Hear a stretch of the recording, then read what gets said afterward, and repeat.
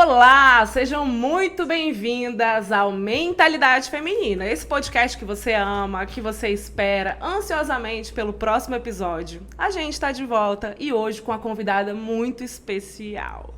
Mas você sabe que a gente faz um suspense, então não vou falar agora. Vou pedir para minha parceira de vida, que a gente é mais casada que tudo, né, Júlia? Mais que nossos maridos.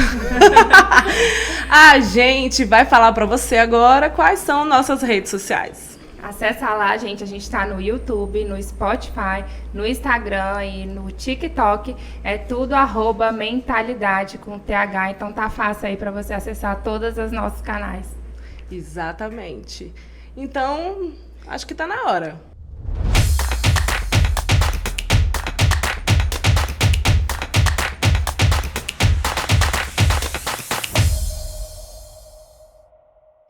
Ela é formada em Direito, filha única de um casal de servidores públicos, foi criada em Taguatinga e sempre estudou em escolas públicas. Em 2018, saiu do anonimato quando o marido assumiu o governo do Distrito Federal.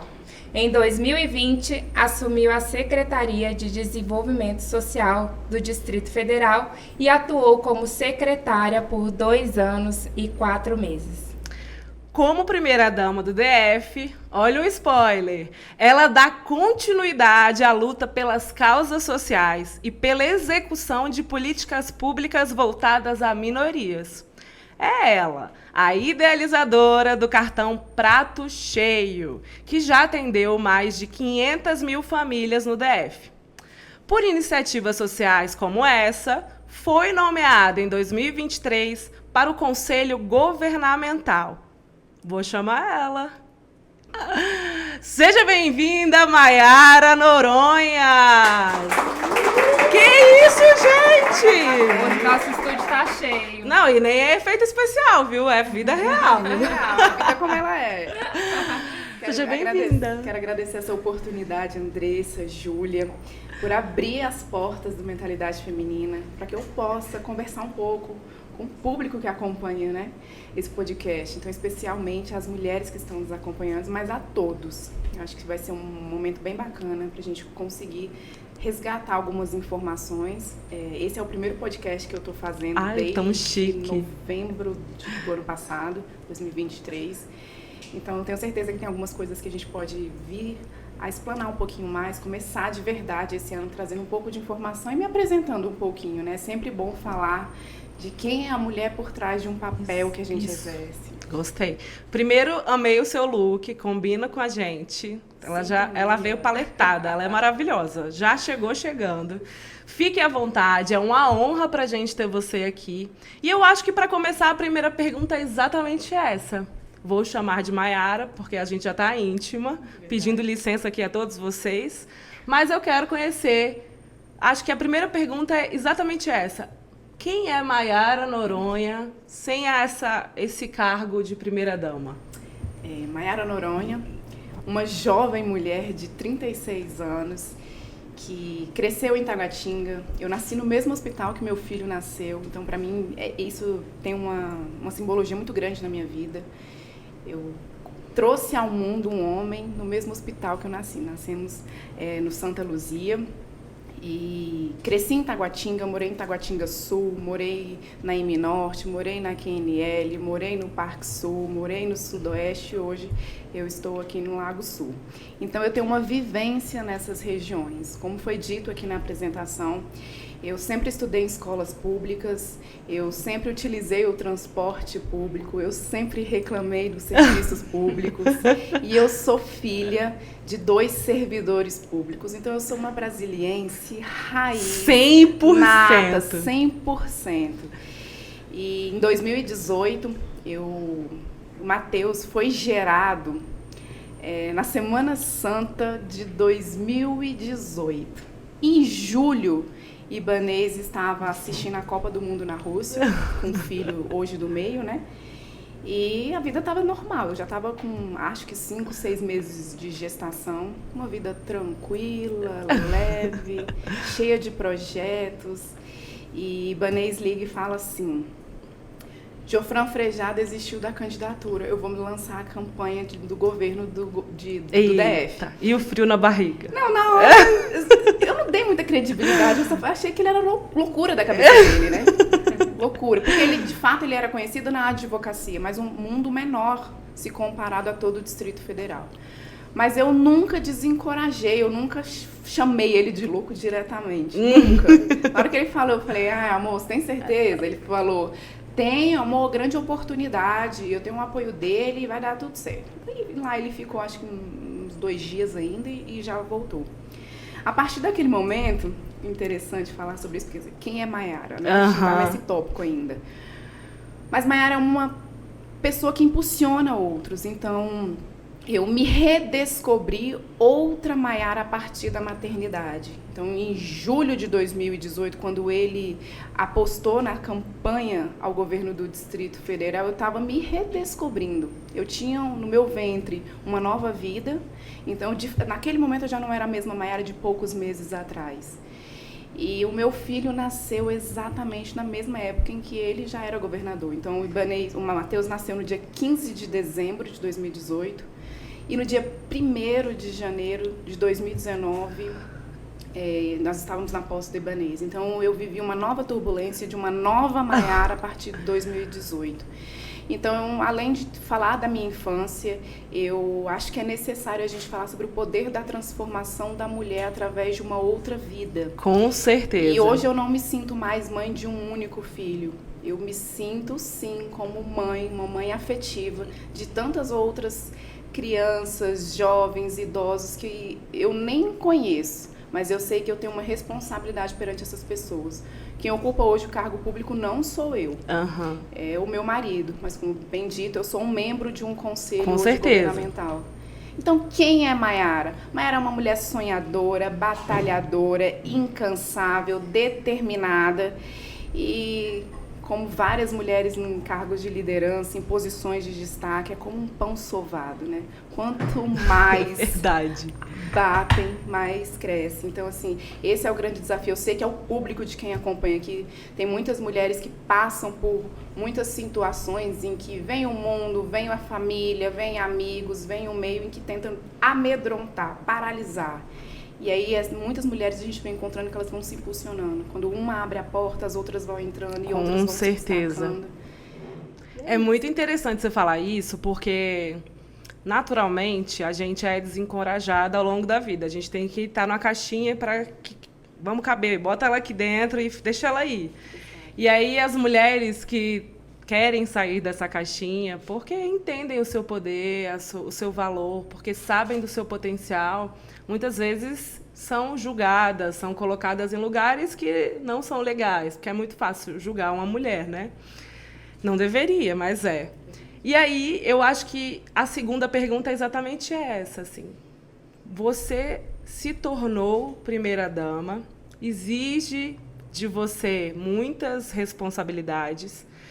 E aí eu acho que assim, a gente quer saber quais são os prós e os contras de ser primeira-dama. Bom, e aí vem os olhares, né? Com todos que ocupam determinadas posições, existem os olhares que são bons, que desejam sabedoria, prosperidade, mas tem os olhares ruins, energias ruins, cargas negativas. E, na verdade, todos nós somos só uma carcaça.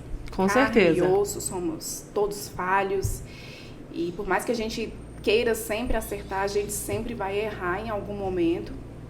E esse papel de primeira-dama exige muito perfeccionismo. Exige mesmo um padrãozinho. Sim. A forma de se posicionar tem que ser perfeita, a forma de se vestir tem que ser perfeita, o seu comportamento forma tem que de ser muito falar. perfeito. E, na verdade, é um ser humano que está por trás. Sim. Então, tem dias em que eu estou muito simpática, mas tem dias que eu estou com a pá virada. Gente, sério? Estou chocada, gostei. Olha, a prova tá aqui, os que me acompanham. Então, tem dias que eu acerto como mãe, tem dias que eu erro como mãe, tem dias que eu acerto como esposa, tem dias que eu erro como esposa, e assim vai ser perante a sociedade. Então, o lado bom de ser primeira-dama é como eu falei, há anos atrás eu reclamava de serviço serviços públicos, eu sentia na pele determinados desafios. Então, hoje eu vejo uma grande oportunidade. Então, eu encaro esse momento como uma oportunidade de me realizar enquanto cidadã. Incrível. De olhar e falar assim, poxa, nesse momento eu posso contribuir. Então, além dessa oportunidade, o lado positivo é de olhar para os meus pais e ver esse orgulho, de eles olharem para mim e falar, Maiara, um exemplo. Que legal. Olha esse buraco aqui em Taguatinga. E aí eu consegui levar essa demanda para o alto escalão, para quem de direito, para os servidores que lidam na área, para tapar aquele buraco. Maiara, olha o que está acontecendo na região tal. Olhar para aquela situação, levar a demanda. E eu tenho certeza que lá na frente, para mim, é o que vai valer. É olhar para trás e falar assim, eu fui útil quando Deus me deu essa oportunidade. Que legal. Eu abraço como uma oportunidade. E o lado negativo que eu acho é essa exposição negativa. Sim. A exposição ao extremo, essa exigência de perfeccionismo mesmo. Então, eu ainda confesso que mesmo 6 anos depois, né? É verdade. Quase 6 anos, 5 anos e alguns meses depois, eu ainda estou aprendendo a lidar com isso. Então, quando eu estou num papel, que eu fui para uma agenda, eu sei vestir aquilo, me comportar como aquilo. Mas quando eu vou, por exemplo, buscar o meu filho na escola, quando eu vou na igreja, quando eu vou no mercado, eu tiro esse papel de mim, eu sou uma pessoa normal. E às vezes quem olha na rua pensa, nossa, que soberba, não tá falando. Mas eu acho que ninguém na rua anda assim. Gente, por Júlia, favor, né? vocês Sem não andam julgar assim, aqui. Né? Olá, bom dia. Tudo bem? Imagina você sair andando. Não dá. Uma Até pessoa porque tem normal. dia que, ó, nem quero ficar arrumada, né? Exato. Ó, que coisa. A permissão pra andar do jeito que eu quero. Deixem né? ela andar do jeito que ela quiser, tá? Sem pressão. E você acha que essa cobrança é ainda maior por ser primeira-dama da capital do país? Eu falo, quem convive comigo sabe, eu falo que Brasília, o Distrito Federal, é um país à parte do Brasil. É muito diferente. Tudo que acontece aqui é diferente de outros estados brasileiros. Então, eu acredito que Brasília, eu sou suspeita para falar, óbvio que sou, mas eu acredito que Brasília entrou numa nova era da política. Até 2018, eu não era de participar da política de forma alguma. Eu não acompanhava os candidatos, não sabia de nada. Eu sabia que eu ia votar nos últimos minutos ali da votação na urna. Às vezes saía pegando cola e não entendia muito de política, fazia questão de não me envolver. Sim. A partir de 2018 fui me envolvendo, mas também tenho observado que a população do Distrito Federal vem se envolvendo muito na política. Isso é de 2018 para cá. Muita coisa mudou. As pessoas começaram a ter paixão pela política. Então, eu já esqueci até a pergunta. Já tô vendo? Vai emendando um assunto no outro. Se você acha que é mais difícil ser primeira-dama por ser a capital do país? Então, eu digo que Brasília ela tem o dever de ser exemplo para todos os estados brasileiros. Dever, porque somos a capital do nosso país. Quando houve aquela questão sobre a discussão sobre o fundo constitucional, eu fui fazer um vídeo sobre isso. Porque a gente tinha deputados na Câmara dos Deputados a favor da retirada do fundo constitucional, falando assim, por que Brasília recebe isso e o meu estado não recebe? Então, naquele momento, eu me vi na necessidade de apresentar Brasília como responsabilidade de todos. Então, não é que Brasília é do Distrito Federal, Brasília é de todos nós brasileiros. É verdade. Então, existe a necessidade de ser exemplo. Só que, como dito aqui, eu sou uma mulher, e como todas as mulheres, eu sou de fase. Tem época que eu tô com muita paixão, muita vontade, muita energia, e eu vou com tudo. Acho que quem me acompanha nas redes sociais vê. Tem época que eu já recuo 100%. Estou me identificando. Fico mais acuada. Muita gente pensa, o que aconteceu? Mas, na verdade, isso é a fase da mulher. A gente precisa, muitas das vezes, recuar, recarregar, olhar para quem está próximo. E aí, o que a gente faz? Impulsiona e vai. Então, para mim é necessário isso. E, vez ou outra, eu estou analisando diversas mulheres aqui no Brasil, vejo o que é o filtro de positivo, o que é de negativo que existe ali, o que tem de bom em outros estados que eu possa trazer para a capital do país. Peço ajuda para esses outros estados. Recebemos muitos representantes de vários estados, vários secretários, primeiras damas, autoridades, principalmente de outros países. Eu estou muito feliz de ver esse quadradinho aqui, a capital do Brasil, sendo referência internacional em tantas pontos, em tantas áreas. Então, eu acho que existe sim esse diferencial, porque o olhar do Brasil está aqui. A gente, pelo menos, de segunda a quinta, a gente tem todos os estados transitando por aqui. E a gente tem todos os países sedimentados aqui com suas embaixadas. Então, existe uma diferenciação. Não me sinto hoje o exemplo de primeira-dama para o Brasil, para outros estados. Obviamente, a gente tem uma primeira-dama do Brasil, mas eu estou querendo dizer assim, eu não me sinto hoje com esse diferencial, mas eu sinto que eu tenho avançado nesse empoderamento feminino de quem está ao lado de um governador. Então, a história do Distrito Federal, existe uma predominância de governadores. Sim. Então, grande parte das mulheres, das esposas, não participaram, ou participaram de uma forma muito tímida. Então, como eu disse, quando uma abre a porta, outros exemplos aparecem. Com então, certeza. O poder público, ele passa.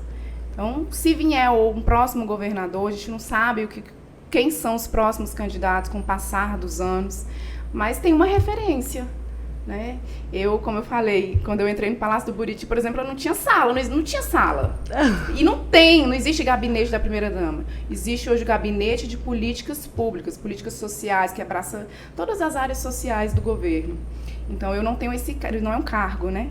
Mas eu fui construindo, agora eu coloquei uma cadeira lá para eu conseguir reunir com a equipe de governo, para eu conseguir levar as minhas opiniões, as minhas observações, o que eu recebo de reclamação. E hoje eu estou num conselho.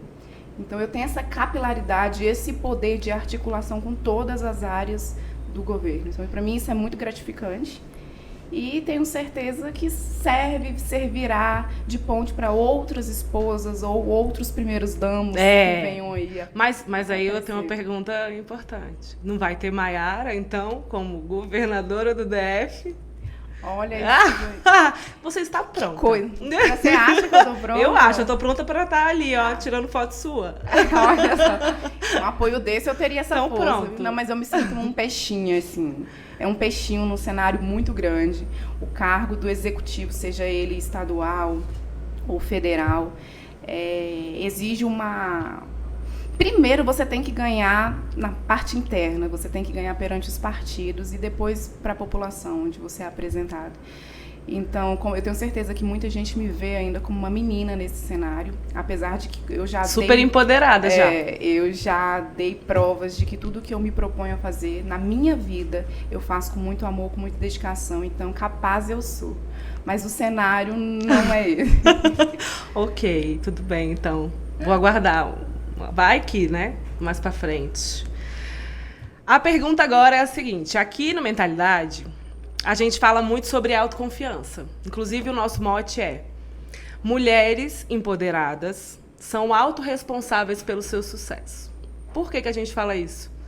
Porque a gente não pode terceirizar o nosso sucesso e colocar desculpa nos outros porque a gente não conseguiu fazer determinado, né, chegar em determinado lugar. E aí, mulheres, de forma geral, no mundo dos negócios, você, querendo ou não, você tem um empreendimento, né? Você é uma empreendedora porque você está construindo uma história e lida com várias situações. Eu quero saber o seguinte: quando seu marido assumiu o governo, como foi para você esse processo de acreditar em si mesma e nas suas habilidades para assumir o cargo e outros que foram te colocados? Porque você não tinha ideia do que viria, mas você sabia que já era uma grande responsabilidade.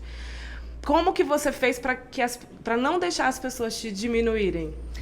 Esse foi um grande desafio. Como eu falei para vocês, eu passei 6 anos sem ter uma sala no Buriti. Não tinha. Eu fui conquistar agora, recentemente.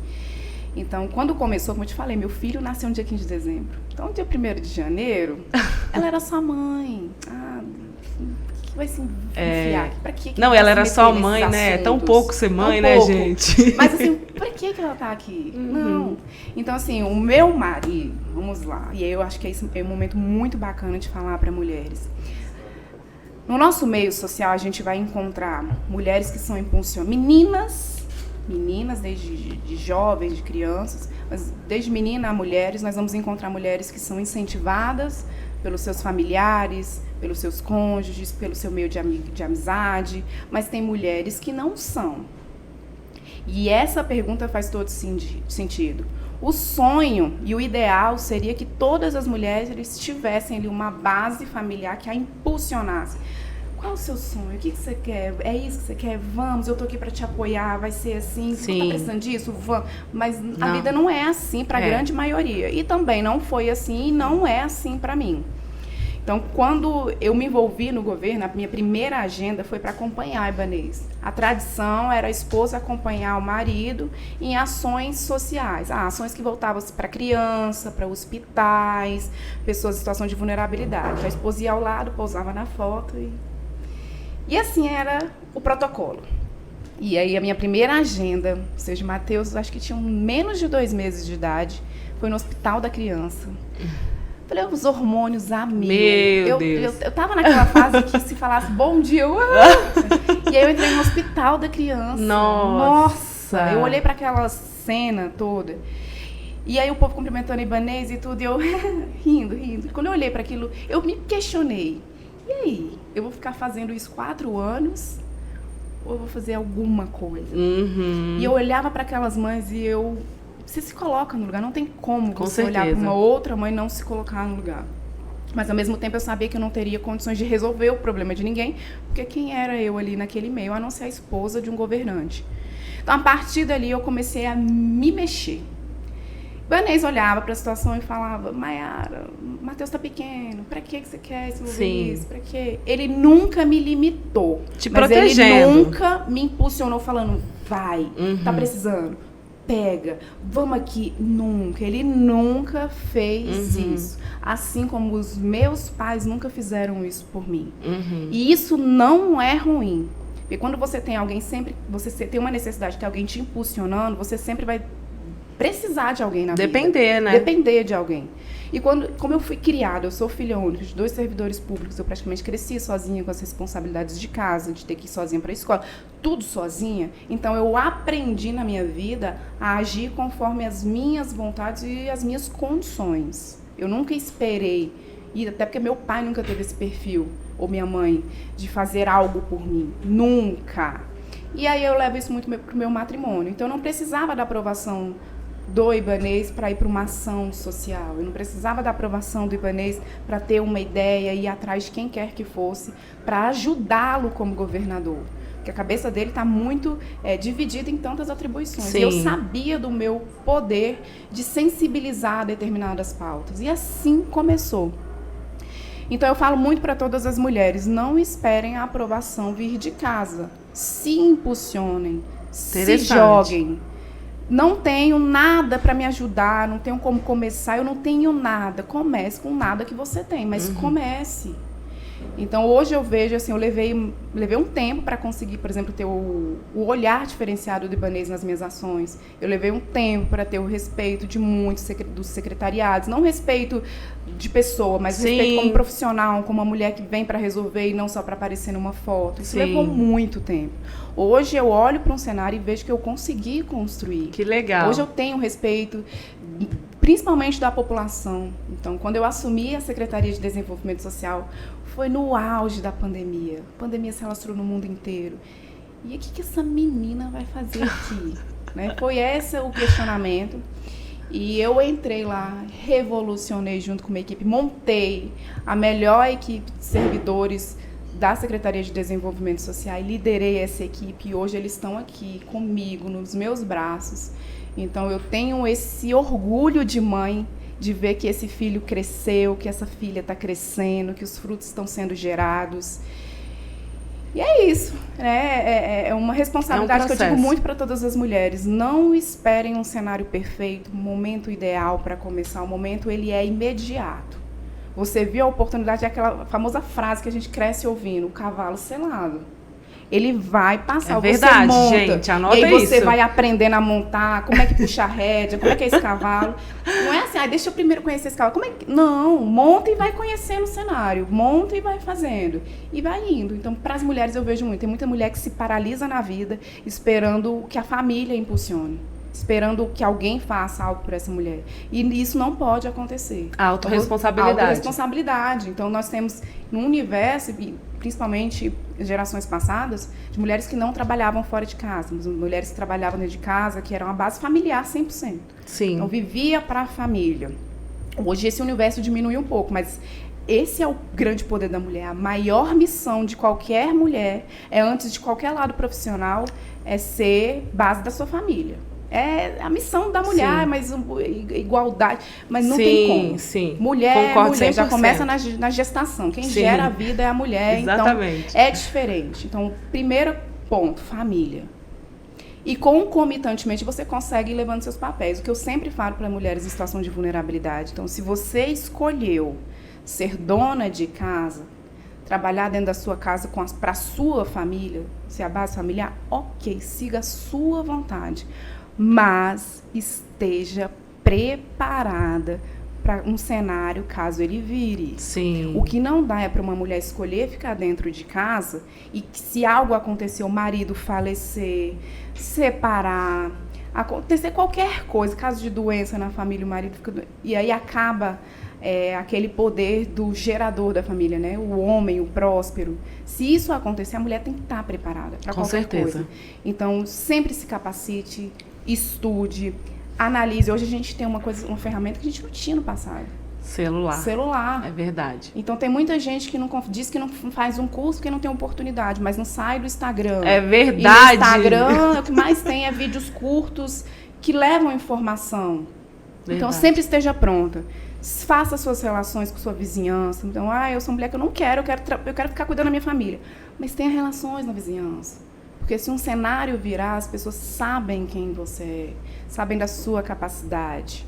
Interessante, então, eu anotei aqui na minha mente, achei que isso é muito importante, porque as mulheres, elas não, dependendo, né, da onde elas vêm, qual é o objetivo de vida delas, é muito difícil elas entenderem o que elas podem, né? Então, acho que você deixou esse recado aí, você que ainda não entendeu que pode ser aí, que tem que ser autorresponsável pelo seu sucesso, a gente tem aqui nossa primeira-dama enfatizando isso.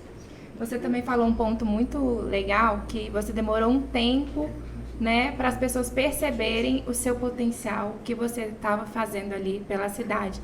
E a gente fala justamente isso aqui no nosso projeto, que nós mulheres, a gente precisa mostrar muito mais do que o homem, para as pessoas verem que a gente é capaz daquilo que a gente se propõe a fazer, né? Então, e a gente vive essas dificuldades, principalmente nos negócios, né? Então, eu acho que essa dificuldade atrapalha um pouco. Então, não sei como que essa dificuldade atrapalhou você nesse seu caminho. Na verdade, a mulher ela tem que se provar todos os dias. Ao acordar, ela tem que sair para o mesmo ambiente de trabalho que ela trabalha há 30 anos, mas ela tem que provar todos os dias que ela é melhor naquele cenário. O homem ele não precisa se provar o tempo todo. O homem ele tem essa credibilidade por natureza. Sim. A mulher precisa dessa autoafirmação do outro. O outro precisa olhar para ela e falar, ela é boa no que faz. Então, vou dar um exemplo. Dentro da minha própria casa. Então, eu tenho funcionários hoje que trabalham dentro de casa. Hoje não, desde sempre. Quem é a grande responsável pela vida de um filho? A mãe. Então, vamos para os funcionários da minha casa. Muito raramente, eu nem consigo me lembrar a vez que um dos homens que trabalha na minha casa faltou um serviço para levar um filho no médico. Isso nunca aconteceu. Uhum. Não me lembro. Se aconteceu, não me vem à memória. Mas eu tenho as funcionárias. Um filho adoeceu, tem que acompanhar no médico. Tem a reunião da escola, tem não sei o quê. E elas vão faltando. E eu me coloco na posição de chefe da casa. E aí, o que acontece naquele momento? É natural. Uma funcionária falta, a gente fala, ai, que saco. É natural. Sim. E aí você fica, faltou uma vez, faltou 2 vezes, faltou 3 vezes. Mas aquela pessoa ela é boa no que faz? Ótimo. Não perco essa pessoa por nada, porque ela é boa no que faz. Sim. E assim é no mercado de trabalho, no alto escalão de um governo, nas grandes empresas, nas grandes multinacionais e internacionais. A mulher ela precisa ser provada que ela é boa no que faz. Então, a gente vem discutindo e os anos passam, a gente volta a discutir sobre igualdade de gênero. O que é igualdade de gênero? A gente ainda não conseguiu bater e cravar o que é igualdade de gênero. Porque na força física, homens e mulheres não são iguais. Na responsabilidade da natureza, que a natureza nos impôs, nós não somos iguais. Mas na capacidade intelectual de realização, nós somos todos iguais. Com certeza. Então, a gente está patinando. Infelizmente, os nossos poderes públicos não conseguiram trazer à tona de forma mais coerente o que a realidade impõe ao ser humano, a todo ser humano. Então, eu ainda vejo isso, que a gente ainda está longe de valorizar as mulheres no ambiente em que elas se encontram de forma coerente mesmo. E esse é o grande desafio. Então, como eu dei o exemplo da funcionária de casa, que isso acontece nas grandes empresas, acontece, como eu falei, no governo. Sim, com certeza. É isso. Se mostre. Mostre que você é capaz. E, infelizmente, é mais cansativo? É mais cansativo do que a vida de um homem. Com certeza. Mas é o que nós é imposto nesse momento. Sim. E o que a gente vai fazer? A gente vai sentar e chorar? Ou a gente vai continuar se impondo? Com certeza. Então, quando a gente olha hoje para um cenário, por exemplo, vamos falar do governo, a maioria dos secretários são mulheres. A maioria das servidoras do gabinete do governador são mulheres. Então, isso é muito bacana. Por que elas estão lá? Porque mostrou lá atrás que tem experiência, que é boa no que faz. São capazes. Eu falo isso para a minha equipe de gabinete o tempo todo, para as pessoas que trabalham comigo em várias áreas da minha vida. Eu falo isso o tempo todo. Não é só o currículo que a gente tem que analisar. O currículo é o primeiro momento. Com certeza. Mas é no dia a dia. É no dia a dia que você se prova ali como profissional mesmo. Saber se relacionar é muito difícil, né? Eu acho que, assim, tem até umas pesquisas que mostram mesmo que muitas pessoas, quando vão fazer, olhar o currículo ali, né? O RH de uma empresa, vai olhar, ver lá o currículo, ótimo, mas o que faz a pessoa ficar na empresa é como ela se relaciona com o outro, como ela entende. E no caso das mulheres, nós somos muito mais sensíveis. A gente tem uma visão muito diferente. A gente consegue observar, né? Eu acho que, assim, óbvio, tem a personalidade de cada uma, o temperamento de cada uma. Umas são mais tímidas, outras são mais expansivas. Isso não importa em relação à capacidade. Mas a gente tem essa característica que é, igual você falou no começo, dar um passinho para trás, observar. E a sensibilidade é que faz a gente tomar uma decisão. Por quê? Às vezes a gente está sensível demais, a gente vai impulsiva. Exato. E aí é quando julgam a gente, né, de louca, enfim, essa coisa toda. Mas é a sensibilidade de ser mãe, que, né, quando você olha para o seu filho e fala, nossa, meu filho está caladinho hoje. É isso que faz a gente ser esse potencial todo que vem da gente, né? A gente é um furacão dentro da gente, a gente consegue ver muita coisa. Então, tudo isso que você falou durante aqui agora, para mim, mostra tudo muito costuradinho. A gente chega nos ambientes em que a gente tem que se posicionar, não necessariamente, nem sempre. Em relação a falar, a gente observa, aí a gente se posiciona na hora que é importante. Eu percebo muito que a gente consegue mudar realidades, transformar situações, muitas vezes calada, observando e falando no momento certo. Então, o amadurecimento da mulher no meio de poder, no alto escalão, principalmente, você fala sobre isso, eu fico imaginando as mulheres que hoje nós temos no Congresso Nacional, dentro do Palácio do Planalto, no Palácio do Buriti, né, e em todos os outros estados. O que a gente vem observando também? A mulher, quando ela está nesse meio, ela tem que... Essa palavra é clichê, mas se empoderar, ela tem que se impor. Então, vamos no tom de voz. Então, quando você vem com uma mulher muito doce, falando nesse cenário, ela vai ser engolida. Mas, ao mesmo tempo, essa característica de ser doce ao falar, ela quebra determinadas barreiras. Com certeza. Ela acolhe a população, ela abraça a população. Então, olha o desafio da mulher nesse cenário. Ela tem que ser doce para acolher, para receber, para ser colo, mas para bater na mesa e falar grosso. Sim. Então, até o tom da voz a gente precisa trabalhar. Para o homem, isso não acontece. É verdade. Ele só se posiciona ali e acabou. A mulher tem que saber onde que eu vou ser doce, de que forma eu vou ser doce. De que forma vão me respeitar com esse tom de voz. De que forma eu tenho que engrossar meu tom de voz. O olhar. Então, tudo isso é um desafio que a mulher encontra na iniciativa privada também. 100%. Maiara, como você estava falando aí de você tem que ser doce, você é muito ligada, né, nesse papel social, né? Você, inclusive, ganhou um certificado em 2022 de Mulher do Ano por fomentar as doações, os trabalhos sociais e ajudar pessoas em estado de vulnerabilidade, né? Qual foi esse legado que você deixou e que continua a impactar positivamente a vida de muitas pessoas? Júlia, como primeira-dama, eu digo que a minha maior missão nesse governo, a maior, é fazer crescer a missão de solidariedade. As pessoas botam muito no colo do poder público a resolução de todos os problemas que existem, todas as mazelas sociais. E, de fato, é responsabilidade do poder público trabalhar políticas públicas para resolver problemas sociais. Mas existe uma responsabilidade individual. Todos nós viemos a esse mundo com uma missão de servir. Servir em casa, servir no trabalho, servir de alguma maneira. Mas ninguém veio a esse mundo para viver para si, né? Ninguém. Então, uma missão que me foi dada desde o início foi olhar para os pobres, para os desamparados e para as viúvas. Naquele primeiro momento, começou com as campanhas sociais, que hoje estão no calendário oficial do governo. Levou anos para isso acontecer. Poxa, mas que bacana. consegui. O que essas campanhas significam? No primeiro momento, as pessoas vão olhar e falar, nossa, que fútil, não tem o que fazer, não.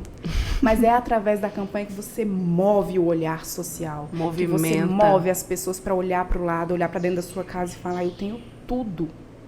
Minha casa pode ser simples, mas eu tenho tudo, não me falta nada. Olha a outra situação ali. Então, através das campanhas, você doa agasalho, você doa cobertor, você doa brinquedo, você doa alimento, você doa o seu trabalho voluntário. Então, trazer isso para o calendário oficial do governo foi muito gratificante. Mostrar para o resto do mundo que a capital do país é uma capital solidária, que aqui é território de pessoas solidárias. Após a campanha, nós temos também aqui o movimento Solidariedade Salva. Olha que bacana que é isso. E aí, é um orgulho que eu tenho. A gente conseguiu fazer uma parceria com os maiores produtores de evento. Então, a gente trouxe a cultura e a solidariedade para caminhar juntos. Então, ao ir para um show, para um espetáculo, eu compro ali a meia entrada social. Olha que bacana, eu vou pagar um pouco menos do que o ingresso com o valor inteiro. Eu vou pagar um pouco menos, vou me divertir e ainda vou ajudar uma pessoa com a minha diversão. Então, essa parceria, ela tem um alcance incalculável. Já foram mais de 110 toneladas de alimentos arrecadados, entregues para inúmeras famílias aqui no Distrito Federal. Então, a gente vem falando da fome. Compete ao poder público essa responsabilidade. Mas eu digo, se cada família, não digo nem cada pessoa, mas se cada família desse Distrito Federal que tem condições de doar 1 quilo de alimento não perecível, se essa família fizer, não existiria fome na capital do país. Não existiria. Porque a gente soma isso às políticas públicas e às iniciativas individuais. E isso faz a diferença no meio que a gente vive. Então, por exemplo, população em situação de rua é responsabilidade do Estado, mas é sua responsabilidade enquanto cidadão olhar para aquela situação e se você conhece um deputado, ou dono de clínica, conversar como que ajuda essa pessoa. Nem todas as pessoas que estão na rua porque não tem dinheiro, não tem casa. Cada vida na rua tem uma história, tem um motivo, tem um porquê. Verdade. E você pode ajudar ouvindo, dando ali a sua orientação. Então, a forma da sua abordagem muda a vida de uma pessoa. Às vezes, a pessoa que está na rua, ela está deprimida, achando que a vida acabou. E quando você olha com um olhar diferenciado e você resgata a vontade daquela pessoa de ser vista de uma forma melhor, de uma forma digna, você tira aquela pessoa da rua. E ela volta para casa dela, por exemplo. As pessoas tendem a achar que pessoa em situação de rua é só quem não tem dinheiro. Mas eu me deparei com filhos de pessoas com alto poder aquisitivo aqui em Brasília, que estão na rua. Então, é falta de dinheiro? É falta de casa? Não é. O que falta para aquele jovem que foi parar na rua? Às vezes, uma conversa sua. Sim. Então, é isso que eu digo. A maior missão, enquanto primeira-dama, é resgatar esse olhar solidário. Nem sempre a gente vai ser perfeito nisso. Então, eu falo muito sobre isso, mas nem sempre eu consigo praticar isso no meu dia a dia. Mas esse é o grande desafio do ser humano. A gente tem que ficar se observando todos os dias, Sim. a todo momento, se corrigindo. Às vezes a gente fala de uma forma muito bonita, mas a gente não age de uma forma muito bonita. Exatamente. Mas é exatamente o falar sobre isso que anos da nossa vida a gente vai ficar se moldando, se puxando, né? Se reenquadrando a realidade que é a nossa enquanto ser humano mesmo. E eu acho que a gente, como mulher, né, a gente pode ensinar isso para os nossos filhos desde cedo, né? Aqui em casa, ano passado, no Dia das Crianças, eu separei quase 50 brinquedos e levei as crianças lá para uma escola do Paranoá, que eles dão prioridade para mulheres que criam seus filhos sozinhas, né? Ou porque o marido foi preso, ou porque separou e estuprou o próprio filho. Então, assim, são histórias tristes. Fui lá, levei, eles adoraram. Esse ano, meu filho falou: mamãe, eu já falei pro Gabriel que no meu aniversário é para ele trazer um pacote de arroz. Ele falou isso essa semana. Aí eu falei assim, então tá bom. O presente vai ser doação de alimentos? Tá bom. Onde a gente vai levar? A gente vai levar naquela escola que a gente foi ano passado? Não, mamãe, eu acho que a gente pode levar na rua, né? Mas como é que a gente faz? Então, eu acho que esse ensinamento, assim, que cabe a nós, mulheres, né? Lógico que cabe aos homens também, mas, né, como a criação dos nossos filhos, né? Fica mais a cargo da mulher, né? Ainda acontece isso hoje em dia. Então, acho que a gente também tem esse papel. E olha que bacana, você está justamente moldando o caráter do seu filho.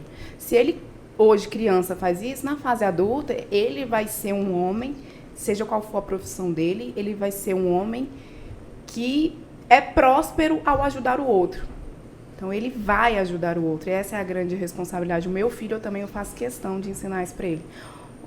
Tanto nas ações sociais que ele participa, ele sempre vai, ele entrega, ele participa, ele vê.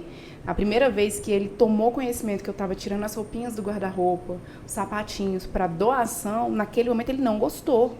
Esse sapato não, isso aqui não. E aí você explicar para ele que aquilo para ele não vai caber mais, aquilo não dá mais nele, mas aquilo ali vai dar, não vou falar dignidade, que eles não entendem tanta palavra dignidade, mas aquilo ali vai fazer uma outra criança que não tem nada ficar bem vestido, ficar feliz. Então, quando ele viu o sapatinho dele, a roupinha dele sendo entregue e a criança recebendo feliz, ele ficou feliz. E hoje ele faz isso com total desapego das coisas dele. Ontem, né, não foi em caso de situação de vulnerabilidade, mas ontem eu fui buscar ele no futebol, levei uma caixa de chocolate. E ele é apaixonado por chocolate. Na hora que ele olhou aquela caixa de chocolate, ele já pegou o chocolate dele, só que as outras crianças vieram. E no primeiro momento ele foi fechando e ficando com raiva, a sensação pegando. Aí eu virei pra ele e falei assim: quanto mais você dividir chocolate, mais chocolate você vai ganhar. Porque a vida é assim, a gente divide, a gente ganha. A gente divide, a gente ganha. É verdade. Aí ele olhou pra mim e falou: lá em casa tem outra caixa de chocolate. Eu falei: tá vendo? Aí ele pegou e começou a abrir a caixa e os outros pegando. E aí ele não tinha mais aquela dor do: ai, é meu, vão pegar. Não. Aí ele ficou com isso na cabeça. Quanto mais eu der o chocolate, mais chocolate eu vou ganhar. Então, não que você tenha que fazer algo para ganhar algo, mas às vezes a gente doa uma roupa que não nos é mais interessante e a gente tem condições de comprar tantas roupas. Você está falando de maternidade, eu não sou mãe ainda, eu tenho um filho que é do meu marido, que não saiu da minha barriga, mas é meu filho, assim. E é difícil equilibrar esse pratinho, né? Ainda mais porque hoje as crianças, elas são inundadas de informação. A tecnologia veio com tudo, tem sido mais desafiador criar pessoas, né? Dar uma educação que seja ali do jeito que você imagina que é o melhor para ela. A gente brinca aqui que filhos são o nosso maior empreendimento, antes de qualquer empresa, antes de qualquer cargo, antes de qualquer coisa, porque você quer que ele dê certo. Aquilo ele não pode falir, aquilo ele não pode dar errado de jeito nenhum. E aí eu queria saber, como que você equilibra esse pratinho da maternidade com o pratinho da primeira-dama, com o pratinho da espiritualidade, com o pratinho da academia, com o pratinho da dona de casa? É porque, assim, somos tudo isso e temos várias versões. Como que você faz no seu dia a dia tudo isso? E, na verdade, eu não dou conta de tudo. Isso aí. A gente vai escolhendo as prioridades conforme o momento. Então, eu tenho uma equipe de trabalho que está aqui comigo hoje e são a prova disso. Eu tenho tudo anotado, então eu tenho agendas a cumprir. Mas a minha prioridade, número 1, é a minha casa, é a minha família, a prioridade. E eu tento colocar de forma bonitinha, de tal horário isso, tal horário isso, nem sempre eu consigo cumprir. Então, se acontece algo nesse caminho em que eu tenho que cancelar, vou dar um exemplo, um presidente da República, porque algo acontecendo na minha casa, eu vou cancelar. Então, hoje eu posso me dar esse luxo. Mas se eu tivesse no mercado de trabalho tradicional cumprindo horário, é a hora que você tem que elencar as prioridades, os horários que você tem que realizar determinadas tarefas. Então, questão da maternidade. Eu trabalho muito fora de casa, eu estou estudando, então eu tô hoje num outro cenário um pouco mais agitado que no passado, né, de sonhos a serem realizados. Quero saber disso depois. Mas isso eu não abro. Gente, ela já não vai falar, tá vendo, não né? Vou falar, parte privada eu estou deixando bem no anonimato mesmo. Mas é isso, então, elencar prioridades, eu aprendi e eu vou confessar para todos vocês a questão da espiritualidade. Eu sou cristã e eu cresci a minha vida inteira frequentando ali a missa de domingo, mas de uma forma muito fria. Eu ia mais para a missa de domingo para encontrar os amigos. E isso é uma coisa que eu comentei esses dias com uma amiga aqui do Lago Sul. Eu sou de Taguatinga, então eu não sei se ainda está assim, mas na minha época, domingo era uma festa ir para a igreja. Todos os jovens se encontravam na igreja, era bacana, saía da igreja, ia pro cachorro-quente. Era saudável ser jovem. Sim. Né? Tá que a gente ia com a cabeça não em Cristo necessariamente. Ia para encontrar os amigos, mas você crescia dentro da igreja. Com certeza. Eu não vejo isso hoje aqui no Lago Sul. Os jovens de hoje, eles vão com a família, e é de uma forma fria, e todo mundo sai da igreja. E não vejo essa interação que eu via enquanto eu era criança, enquanto eu era adolescente. Então, o que eu tô querendo dizer? Em 2018, eu virei uma chave muito importante na questão da espiritualidade. Eu virei essa chave. Eu era uma pessoa morna na questão da igreja, na questão de me entregar a Deus. Eu era morna. De 2018 para cá, eu tive que encontrar força e colo, e não necessariamente nos meus pais. Meus pais são idosos, né? Minha mãe tem Parkinson avançado. Então, eu já não... Minha mãe, na verdade, ela virou uma filha. Então, eu não me cobro muito isso, porque eu tenho que me colocar na posição de filha. Eu sou a filha. Mas hoje eu tenho uma responsabilidade com a minha mãe. Sim. Meu pai já é um idoso, então também não vou ficar enchendo a cabeça dele. E me enchi de problemas em 2018 para cá. E aí, naquele momento, eu comecei a falar assim, eu preciso de um colo. E aí eu encontrei esse colo na igreja mesmo, nas missionárias que me acompanham. Eu encontrei pessoas que realmente Deus colocou na minha frente para me ajudar. Que bacana. Me ajudar como? A parar, tá chorando, tá sofrendo, não interessa. Para, chora, louva, reza, se molda, se fortalece. Depois você sai pra porta, depois você sai da porta para fora. Então, eu digo que para mim foi muito importante isso. E eu digo para os pais, para as mães que estão nos acompanhando, que mesmo que você não tenha isso, eu não sou de nenhuma igreja, eu não gosto de religião, eu acredito em Deus, mas eu não gosto de religião. Você tem que ensinar o seu filho que na sua falta, ainda que você em vida, como eu falei, eu tenho pais vivos, mas que ainda em vida você falte de alguma forma, o seu filho precisa encontrar fortaleza em algum lugar, e esse lugar é a casa de Deus.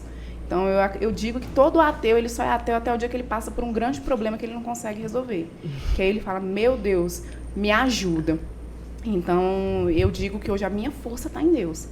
Então, o mundo vem, me amedronta, me derruba. Aí eu falo, meu Deus, o senhor tá vendo o que está acontecendo? Me e de repente, o cenário se organiza novamente.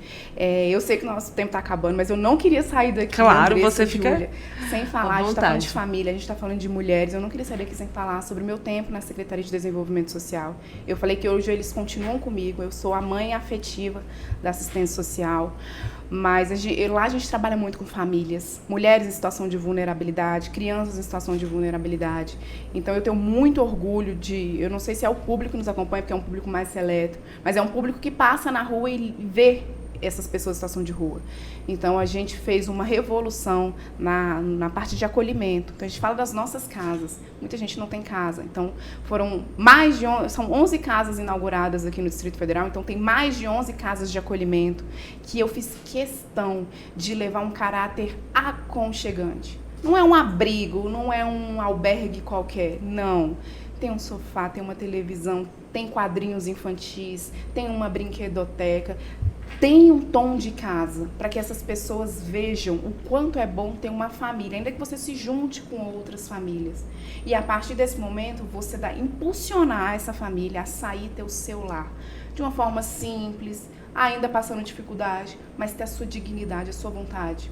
Eu trabalho muito com mulheres. Hoje nós temos também, por exemplo, eu vou falar sobre Família Acolhedora, um projeto inovador no nosso Brasil e que é referência internacional.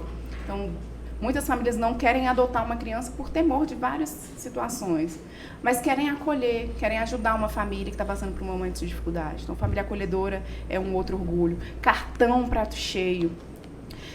Encontrei o Distrito Federal em 2020, quando assumi as sedes, com famílias passando fome que sequer tinham condições de um atendimento. Nunca passaram por um atendimento, não eram enxergadas, não eram contabilizadas. E aí veio o maior programa de segurança alimentar do nosso país. Começou aqui no Distrito Federal, sobre a minha custódia, com a minha equipe de trabalho. Então eu tenho muito orgulho de falar que a gente se tornou referência na segurança alimentar. Inauguração uma atrás da outra de restaurantes comunitários. Tudo para quê? Para sanar aquilo que é imensurável, que é a fome. Tudo pode esperar, mas saúde e fome é mais difícil. Você lidar com a fome, principalmente quem é mãe sabe o que eu estou falando. Então, além dos restaurantes comunitários, casa de acolhimento, família acolhedora, vários outros auxílios. Então, cartão gás. Então, é importante falar sobre isso. O que a Maiara representou durante o tempo que ela ocupou o secretariado do Distrito Federal? Uma revolução. Primeiro lugar em atualização cadastral. O que é primeiro lugar em atualização cadastral? Do Cadastro Único, que é a porta de entrada para a política de assistência social. É justamente você tirar essas pessoas da invisibilidade, impulsioná-las na vida para que elas possam, em um futuro, empreender, trabalhar no mercado formal, sair da dependência do Estado. Então, hoje o DF ele é referência nacional e internacional. Como eu disse, a gente recebe constantemente corpos diplomáticos para conhecer nossos restaurantes comunitários, nossas unidades de atendimento. Incrível! Aqui. Então, eu tenho orgulho de ter passado pela assistência social e hoje continuar impulsionando os nossos servidores. Então, a maior nomeação de servidores para cuidar dessa população. Então, eu encontro muitas empresárias que falam assim, vem cá, o que o governo está fazendo hoje para que a gente possa, por exemplo, contratar? Eu não estou falando de auxílio do governo, não. O que o governo está fazendo para a gente contratar pessoas para trabalharem nas nossas empresas? Porque eu abro vagas aqui e não tem ninguém qualificado para ocupar a vaga. O mercado de trabalho está difícil, não é falta de oportunidade, não. Porque na minha empresa tem e não aparece ninguém, e ninguém fica.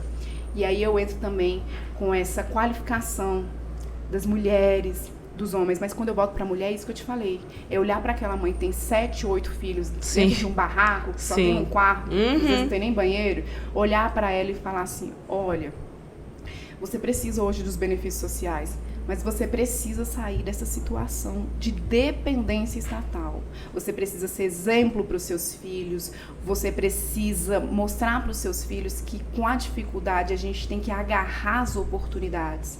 Então, esse tete a tete com essas mulheres é muito importante. Então, hoje, muitas mulheres sobrevivem com a ajuda de um auxílio. Mas quando a gente vem olhando para essas mulheres, você qualifica, você traz um exemplo de superação, você mostra para ela que ir para o mercado de trabalho vai ser a salvação da vida dela e de todos os filhos dela. Então, eu falo para essas empresárias que me abordam que a gente vem qualificando e mais do que qualificar, a gente vem abrindo a mente. Porque, como eu disse, currículo não é tudo. Mas você abrir a mente de uma mulher mudar é a mentalidade. É tudo. Ela ir feliz para o ambiente de trabalho, mesmo depois de passar horas pegando um ônibus cheio, voltando para casa à tarde, pegando um menino na creche. É cansativo, mas é dignificante. Eu falo por mim. Eu não precisaria trabalhar no mercado de nenhuma forma. Eu poderia hoje me dar ao luxo de ficar dentro de casa só descansando. Eu poderia me dar esse luxo. Mas quando a gente fala que o trabalho dignifica, ele dignifica a sua alma. Com certeza. Entendeu? Não é só a parte financeira, é a sua realização enquanto mulher. Você. É sobre você se sentir útil, ser exemplo. Então, assim, a gente fala, eu erro enquanto mãe, às vezes trabalhando demais, Mas quando eu tô com meu filho, eu procuro ter qualidade, né? O tempo de qualidade. Sim. Mas mais do que isso, eu converso com ele. Sabe o que a mamãe fez? A mamãe tá fazendo assim, assim, assim. Porque eu quero que ele tenha orgulho da mãe. Eu não sou traumatizada porque os meus 2 pais trabalhavam fora de casa. Como eu falei, eu cresci uma criança sozinha. Eu me virei sempre sozinha. E em nenhum momento eu tô traumatizada por falar, os meus pais trabalhavam muito. Sim. Não, eu olho, e por meus pais terem trabalhado muito, eu quero dar orgulho pros meus pais também. Eu quero mostrar pra eles que eu também trabalho muito. Incrível. E aí com os meus filhos, com o meu filho, né? Olha, eu tô profetizando, será? Opa, receba. Então, com o meu filho eu quero mostrar isso. Eu sou uma mãe que eu paro tudo se você precisar. Mas a sua mãe faz isso, isso e isso por você. Poxa, por legal. você, meu filho. É para que você tenha orgulho da mamãe, é para que você veja como que funciona. Então eu levo ele no meu ambiente de trabalho, eu levo em ambientes que a gente inaugurou, ele participa. Porque lá na frente, espero eu que ele nunca olhe e fale, eu tô, sei lá, acontece alguma coisa porque meus pais... Não, meus pais trabalharam demais, eu também vou fazer igual. É isso, gostei. Entendeu? Uma ótima lição aqui hoje de mãe, de maternidade, pra galera ficar aí entendendo que é a gente que molda o futuro ali do nosso filho. A gente ajuda ele a ser uma pessoa melhor. Isso é muito legal, porque você traz essa mentalidade. Não é à toa que o nome desse projeto se chama Mentalidade Feminina. A gente, inclusive, vai levar a mentalidade para o social agora também, para mudar a mentalidade dessa mulherada, porque elas também precisam entender que elas podem, elas conseguem, elas são capazes. Mas antes é tudo aqui. Tudo na cabeça. Tudo na cabeça. Você tem a última pergunta que a gente quer fazer o seguinte. Aqui é um podcast para empreendedoras. E aí, eu queria que você deixasse um recado para essa mulherada empreendedora, porque não é fácil não empreender, você sabe disso. Mas um recado inspiracional mesmo, assim. O que você diria para essa mulherada que está aqui todo dia, além de tudo que você falou, talvez um resuminho aí, um recado final. O que eu vejo é que as mulheres, na maioria das vezes, quando ela vai empreender porque ela tem um temor de um futuro. Grande parte das mulheres, elas, quando resolvem empreender, elas saem de um serviço público, elas saem de um emprego equilibrado na iniciativa privada, porque tem que, agora nasceu um filho, agora eu preciso ter um pouco mais de tempo dentro de casa. Então não cabe um home office na minha realidade, eu quero empreender. Eu vou montar aqui, começar a fazer bolo dentro da minha casa e depois aí eu viro um bolo da Ivone, mas vou começar com um bolinho pequenininho aqui dentro da minha casa. Vou começar fazendo crochê, uma coisinha dentro de casa, para vender na internet e depois eu abro uma grande loja. Você começa empreendendo devagarzinho. A maioria das vezes é pelo quê? Pelo temor.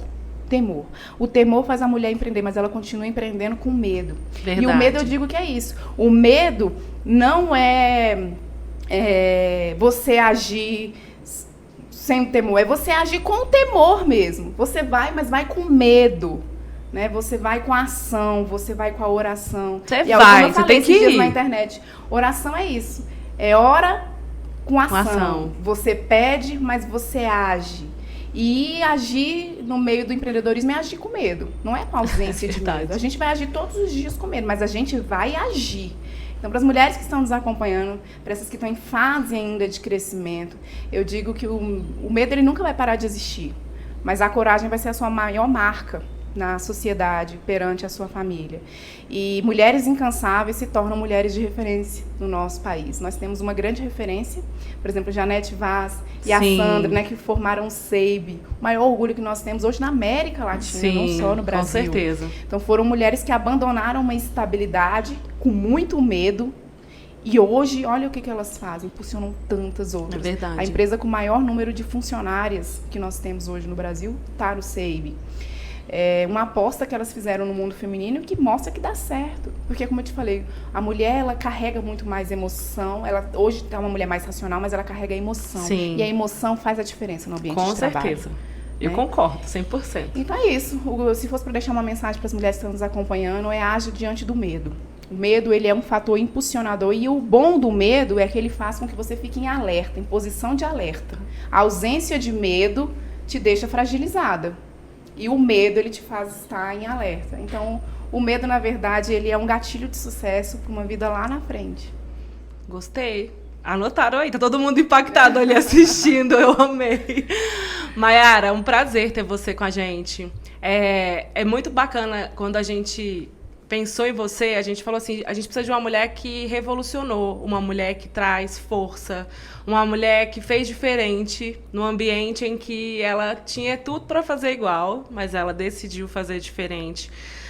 São mulheres como você que faz a gente se inspirar aqui nessa ponta do lado de cá, porque, de fato, todos os dias a gente, como todas as mulheres do mundo, a gente não mata só um leão, né? São 52.432. Mas a verdade é que, por causa de mulheres como você, que a gente consegue todos os dias falar assim, cara, eu consigo. É por uma mulher como você que alguém olha e fala assim, uma menina da periferia, olha, eu posso chegar lá, porque ela também está lá. Então, essa representatividade que você traz, uma pessoa que veio de Taguatinga, ganhou Brasília, é respeitada sim, tem que engolir sim, não tem opção, somos mulheres, fazemos nossa parte e continuaremos fazendo.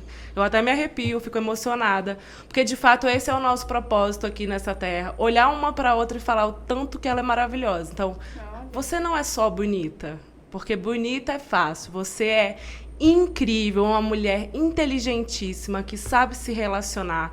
E eu tenho certeza que daqui para frente você vai ganhar muito mais coisas que não são só materiais, né? Acho que Deus está falando aqui. Deus, quando ele vem tá eu gritando só aqui. Tô aqui, ó. Mas enfim, eu quero te agradecer porque a gente acompanha no Instagram, mas é muito diferente quando a gente conversa e sabe a potência que você é. Então, muito obrigada por nos dar a oportunidade de ter você aqui hoje, no meio dessa agenda, que eu sei que não é fácil. Olha, parabéns. Andressa, era para finalizar com você, mas eu vou tentar puxar aqui rapidinho para agradecer né, por esse engrandecimento, por esse impulso que você me deu aqui. Lavou a minha alma. Assim. Que bom. Porque é o que eu falo, a gente precisa dessa autoafirmação, a gente precisa de uma autoafirmação. E eu te agradeço pelas palavras, mas também queria pegar um leque do que você falou, que às vezes você virou para mim e falou assim, você pode não necessariamente ganhar em material imediato, mas você vai ganhar algo. E isso eu sei o que eu tô falando, porque é algo que eu peço muito em oração. E eu falo para as mães que estão me acompanhando aqui. Às vezes a gente trabalha tanto, a gente é tão humilhada, as pessoas, né, numa forma figurativa, as pessoas batem na gente de uma forma tão ruim. E você olha e fala, não vale a pena eu estar aqui fazendo isso, não vale a pena eu estar nessa empresa trabalhando desse jeito, não vale a pena isso. Mas não é só por você. É pela sua descendência. Eu não vou falar só pelos seus filhos, não. Sim. É pela sua descendência, pelos seus filhos, seus netos, tataranetos, e por aí vai. É pela sua descendência. Então, a porrada que te dão hoje, ela exalta a sua descendência lá na frente. Com certeza. Então, você pode não colher os frutos, mas os seus colherão. Então, continua forte, continua aguerrida, que não é só por você. Ai, eu amei. Obrigada. Bate palma, gente. Eu entendo, eu também queria. Obrigada, Mayara. Eu acho que é isso. A gente se entendeu aqui. Pode ter certeza que veio do céu. Se você tá pedindo é porque eu senti de falar mesmo. Aqui a gente é espiritual também, tá? Eu senti mesmo. Então, muito obrigada. Obrigada a toda a sua equipe que está aqui com a gente. E você aí que está com a gente até agora. Segue a Mayara no Instagram. Qual que é o Instagram, Mayara? É mayara.noronha-rocha. Para acompanhar todo o trabalho que ela vem fazendo e para saber do futuro, que ela não quis contar, mas ela vai voltar aqui para contar depois pra gente. Quando concretizar, vocês vão me acompanhar. É isso aí. Obrigada, até a próxima. Obrigada por estar aqui com a gente no mês da mulher, né? Foi uma honra esse bate-papo aqui, foi muito gostoso. Exatamente. Fechamos o mês da mulher com uma grande mulher. Então, até a próxima, muito obrigada e a gente se vê. Beijo.